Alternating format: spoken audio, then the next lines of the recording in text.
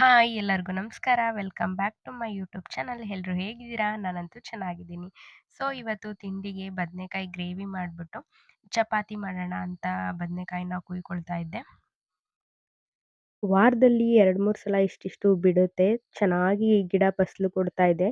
ಇದಕ್ಕೆ ನಾನು ಯಾವುದೇ ಥರವಾದ ಔಷಧಿ ಏನೂ ಹೊಡ್ಸಿಲ್ಲ. ಬರೀ ದನಿನ ಗೊಬ್ಬರ, ನೀರು ಅಷ್ಟೇ ಹಾಕಿರೋದು.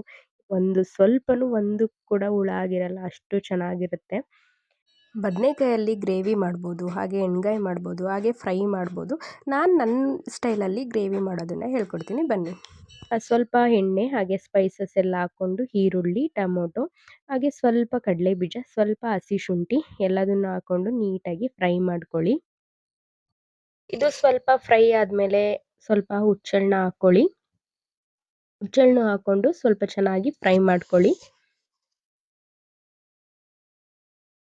ಇದೆಲ್ಲ ಫ್ರೈ ಆದಮೇಲೆ ಸ್ವಲ್ಪ ಹೊತ್ತು ತಣ್ಣಗಾಗಲಿಕ್ಕೆ ಬಿಡಿ. ಅದಾದಮೇಲೆ ಒಂದು ಬಾಣಲಿಲಿ ಸ್ವಲ್ಪ ಎಣ್ಣೆ, ಮನೇಲಿ ಮಾಡಿಸಿರೋ ಎಣ್ಣೆ ಅಲ್ವಾ, ಇವಾಗ ಚಳಿಗಾಲಕ್ಕೆ ಸ್ವಲ್ಪ ಗಟ್ಟಿ ಆದಂಗೆ ಆಗಿರುತ್ತೆ. ಹಾಗೆ ಸ್ವಲ್ಪ ಜೀರಿಗೆ, ಸಾಸಿವೆ ಎಲ್ಲ ಹಾಕಿ ಚಿಟಪಟ ಅಂತ ಸಿಡ್ದಾದ್ಮೇಲೆ ಈರುಳ್ಳಿನೂ ಹಾಕ್ಕೊಂಡು ಚೆನ್ನಾಗಿ ಫ್ರೈ ಮಾಡ್ಕೊಳ್ಳಿ. ನಾನಿಲ್ಲಿ ಮತ್ತೆ ಒಗ್ಗರಣೆಯಲ್ಲಿ ಟೊಮೊಟೊನ ಹಾಕ್ತಾ ಇಲ್ಲ. ಈರುಳ್ಳಿ ಎಲ್ಲ ಚೆನ್ನಾಗಿ ಫ್ರೈ ಆದಮೇಲೆ ನಾವೇನು ಹೆಚ್ಚಿಟ್ಕೊಂಡಿರೋ ಅಂಥ ಮುಳ್ಗಾಯಿನ ಹಾಕ್ಕೊಳ್ಳಿ. ಇದನ್ನು ಅಷ್ಟೇ ಸ್ವಲ್ಪ ಇದ್ರ ಮೇಲೆ ಉಪ್ಪೆಲ್ಲ ಹಾಕ್ಬಿಟ್ಟು ನೀಟಾಗಿ ಅದು ಎಣ್ಣೆಲೆಲ್ಲ ಫುಲ್ಲು ಮಿಕ್ಸ್ ಆಗಬೇಕು. ಹಂಗೆ ಮಿಕ್ಸ್ ಮಾಡ್ಕೊಳ್ಳಿ. ಸ್ವಲ್ಪ ಎಣ್ಣೆನ ಜಾಸ್ತಿ ಹಾಕ್ಕೊಳ್ಳಿ. ಇದರಲ್ಲಿ ಎಣ್ಗಾಯಿನೂ ಕೂಡ ಮಾಡ್ಬೋದು. ನಾನು ಗ್ರೇವಿ ಮಾಡೋದನ್ನು ಹೇಳ್ಕೊಡ್ತಾ ಇದ್ದೀನಿ. ಗ್ರೇವಿ ತುಂಬ ಚೆನ್ನಾಗಿರುತ್ತೆ. ಸೊ ಅದು ಅಲ್ಲಿ ಮಾಡ್ತಾ ಇರಲಿ. ಇಲ್ಲಿ ತಣ್ಣಗಾಗಕ್ಕೆ ಇಟ್ಟಿದ್ನಲ್ಲ, ಅದು ಹುರ್ಕೊಂಡಿರೋದನ್ನೆಲ್ಲ ಒಂದು ಮಿಕ್ಸಿ ಜಾರಲ್ಲಿ ಹಾಕ್ಕೊಂಡು ರುಬ್ಕೊಳ್ಳಿ. ಸೊ ಇಲ್ಲಿ ಪೇಸ್ಟ್ ರೆಡಿ ಆಯಿತು. ಹಾಗೆ ಇಲ್ಲಿ ಮುಳ್ಗಾಯಿನೂ ಬೆಂದಾಯಿತು. ಬೆಂದೋಗ್ಬಿಡುತ್ತೆ, ಒಂದು 5 ನಿಮಿಷದೊಳಗಡೆ ಎಲ್ಲ ಬೆಂದೋಗ್ಬಿಡುತ್ತೆ. ಹಾಗೆ ಕುಕ್ಕರಲ್ಲೇನು ಕೂಗ್ಸೋಂಥ ನೆಸೆಸಿಟಿ ಏನಿರಲ್ಲ. ಇದು ಚೆನ್ನಾಗಿ ಬೆಂದಾದಮೇಲೆ ನಾವೇನು ರುಬ್ಬಿಟ್ಕೊಂಡಿರೋ ಅಂತಹ ಮಸಾಲಾನ ಎಲ್ಲ ಹಾಕಿ ನೀಟಾಗಿ ಮಿಕ್ಸ್ ಮಾಡ್ಕೊಳ್ಳಿ. ಈ ಮಸಾಲ ಎಲ್ಲ ನೀಟಾಗಿ ಮಿಕ್ಸ್ ಆದಮೇಲೆ ನಾವಿದಕ್ಕೆ ಸ್ವಲ್ಪ ಉಪ್ಪು ಹಾಕಿದ್ದೀನಿ ನಾನು ಫಸ್ಟೇ. ನೀವು ಬೇಕು ಅಂದರೆ ಉಪ್ಪನ್ನ ಹಾಕ್ಕೋಬೋದು. ಆಮೇಲೆ ಸ್ವಲ್ಪ ಅರಿಶಿಣದ ಪುಡಿ ಹಾಕ್ಕೊಳ್ಳಿ. ಅದಾದಮೇಲೆ ಸ್ವಲ್ಪ ಗರಂ ಮಸಾಲ ಹಾಕ್ಕೊಳ್ಳಿ. ನಿಮ್ಗೆ ಗರಂ ಮಸಾಲ ಬೇಕಾದರೆ ಹಾಕ್ಕೊಳ್ಳಿ, ಇಲ್ಲಾಂದರೆ ಬೇಡ. ಹಾಗೆ ನಾನಿಲ್ಲಿ ಒಂದು 2 ಸ್ಪೂನ್ ಚಿಲ್ಲಿ ಪೌಡರ್ನ ಹಾಕ್ಕೊಂಡಿದ್ದೀನಿ. ನಾನು ಹಸಿಮೆಣ್ಸಿಕಾಯಿನ ಹಾಕ್ಕೊಂಡಿಲ್ಲ, ಹಾಗಾಗಿ 2 ಸ್ಪೂನ್ ಖಾರದ ಪುಡಿ ಹಾಕ್ಕೊಂಡಿದ್ದೀನಿ. ಹಾಗೆ 1 ಸ್ಪೂನು ಸಾಂಬಾರು ಪೌಡರ್ನ ಹಾಕ್ಕೊಂಡಿದ್ದೀನಿ. ಎಲ್ಲದನ್ನು ಹಾಕಿ ನೀಟಾಗಿ ಮಸಾಲಾಗೆಲ್ಲ ಸ್ಪೈಸಸ್ ಎಲ್ಲ ಹತ್ಕೋಬೇಕು. ಹಾಗೆ ನೀಟಾಗಿ ಮಿಕ್ಸ್ ಮಾಡಿ ಲಿಡ್ನ ಕ್ಲೋಸ್ ಮಾಡಿ ಒಂದು 5 ನಿಮಿಷ ಚೆನ್ನಾಗಿ ಕುದಿಸ್ಬಿಟ್ಟು ಲಾಸ್ಟಲ್ಲಿ ಸ್ವಲ್ಪ ಕೊತ್ತಂಬರಿ ಸೊಪ್ಪು ಹಾಕಿ ಲಿಡ್ನ ಕ್ಲೋಸ್ ಮಾಡಿದ್ರೆ ಬಿಸಿಯಾದ ಹಾಗೂ ರುಚಿಯಾದ ಬದನೆಕಾಯಿ ಗ್ರೇವಿ ರೆಡಿ ಆಯಿತು. ಈ ಗ್ರೇವಿ ಅಂತೂ ಅಕ್ಕಿ ರೊಟ್ಟಿ ಜೊತೆ ತುಂಬ ಚೆನ್ನಾಗಿರುತ್ತೆ.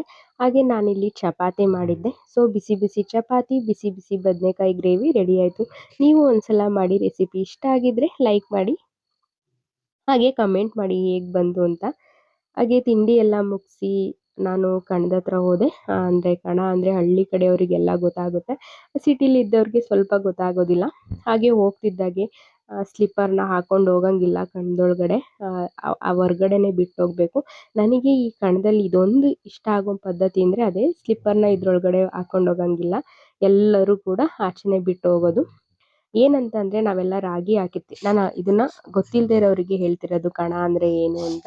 ರಾಗಿ ಎಲ್ಲ ಹಾಕಿರ್ತೀವಲ್ಲ, ಅದನ್ನೆಲ್ಲ ನೀಟ್ ಮಾಡಿಸ್ಕೋಬೇಕಲ್ಲ. ಈಗ ಅದಕ್ಕೋಸ್ಕರ ಈ ಥರ ಎಲ್ಲ ಕ್ಲೀನ್ ಮಾಡಿಬಿಟ್ಟು ಫಸ್ಟೇ ಟ್ಯಾಕ್ಟ್ರಲ್ಲೆಲ್ಲ ಒಡಿಸ್ಬಿಟ್ಟು ಆಮೇಲೆಲ್ಲ ನೀರೆಲ್ಲ ಹಾಕಿ ಫಸ್ಟೆಲ್ಲ ರೆಡಿ ಮಾಡಿರ್ತಾರೆ. ಆಮೇಲೆ ಈ ಥರ ದನಿಂದು ಸಗಣಿ ಇರುತ್ತಲ್ಲ, ಅದನ್ನೆಲ್ಲ ಹಾಕ್ಬಿಟ್ಟು ಹಿಂಗೆಲ್ಲ ಸಾರಿಸ್ಬೇಕು.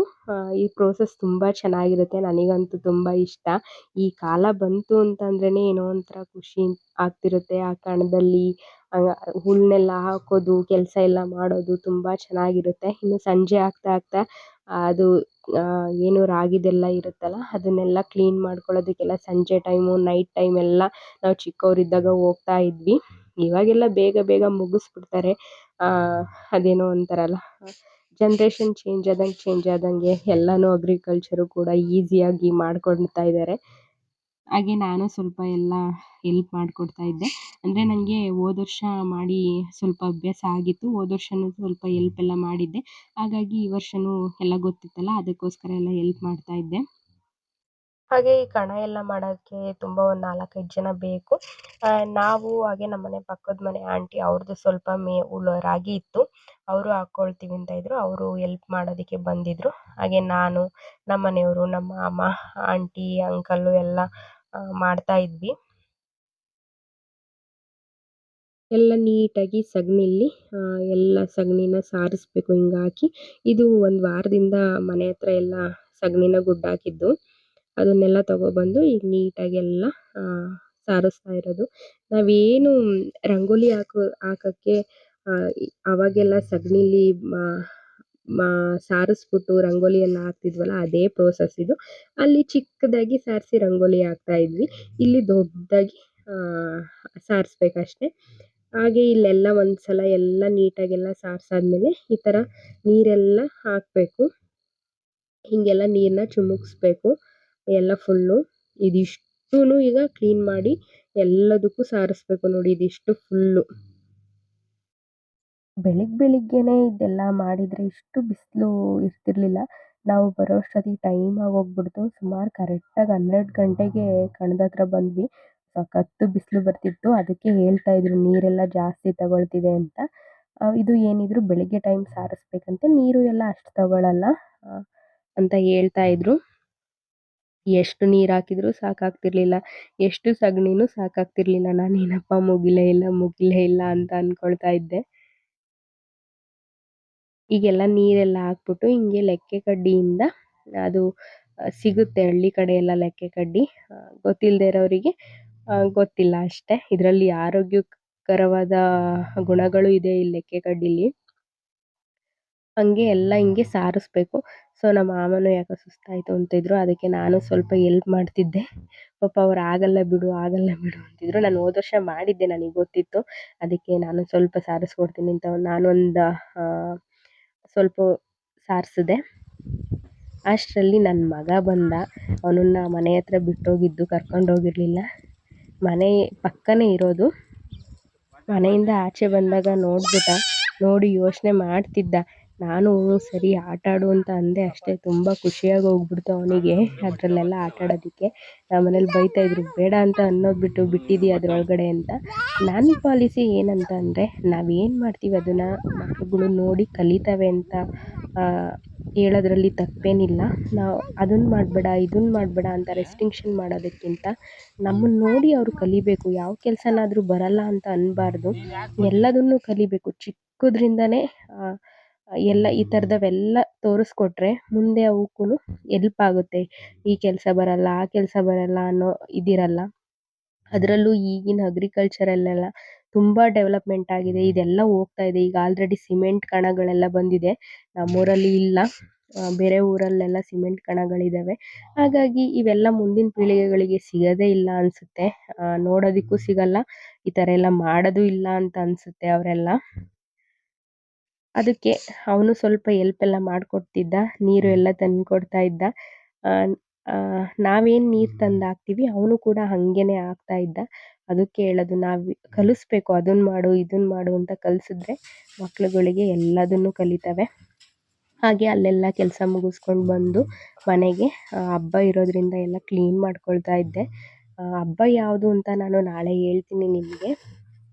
ಇವಾಗೇನಪ್ಪ ಈ ಟೈಮಲ್ಲಿ ಏನು ಹಬ್ಬ ಇರ್ಬೋದು ಅಂತ ಅಂದ್ಕೋಬೋದು ನೀವು.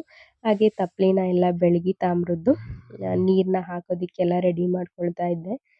ನನಗಂತೂ ಈ ತಪ್ಪಲಿನ ನಾನು ತುಂಬ ಇಷ್ಟಪಟ್ಟು ತಂದಿರೋ ತಪ್ಪಲಿ ಅಂತಲೇ ಹೇಳ್ಬೋದು.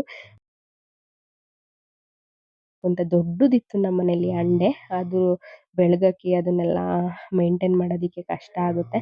ಹಾಗಾಗಿ ಅದಕ್ಕೆ ನಾನು ಚಿಕ್ಕದು ತಂದಿದ್ದೀನಿ. ಇದೇನಿಲ್ಲ ಅಂದರೂ 1.5 ಕೊಡ ನೀರು ಹಿಡಿಯುತ್ತೆ. ಹಾಗೆ ಇದರಲ್ಲಿ ನೀರು ಕುಡಿಯೋದಕ್ಕೂ ತುಂಬ ಚೆನ್ನಾಗಿರುತ್ತೆ. ಆ ತಾಮ್ರದ್ದೆಲ್ಲ ಫ್ಲೇವರ್ ಬರ್ತಾ ಇರುತ್ತೆ ಒಂದು ಗಂಟೆ ಕಳೆದಾದ್ಮೇಲೆ. ಸೊ ಇಲ್ಲಿಗೆ ವಿಡಿಯೋನ ಎಂಡ್ ಮಾಡ್ತಾ ಇದ್ದೀನಿ. ಹೋಗಿ ವಿಡಿಯೋನ ನೋಡಿ, ಹಾಗೆ ಲೈಕ್ ಮಾಡಿ, ಶೇರ್ ಮಾಡಿ, ಹಾಗೆ ಸಬ್ಸ್ಕ್ರೈಬ್ ಮಾಡಿ. ಹಾಗೆ ವಿಡಿಯೋನ ಕೊನೆಯವರೆಗೂ ನೋಡಿ, ಎಲ್ಲೂ ಸ್ಕಿಪ್ ಮಾಡಬೇಡಿ. ನಿಮ್ಮ ಸಪೋರ್ಟ್ ನನಗೆ ಬೇಕು. Bye friends.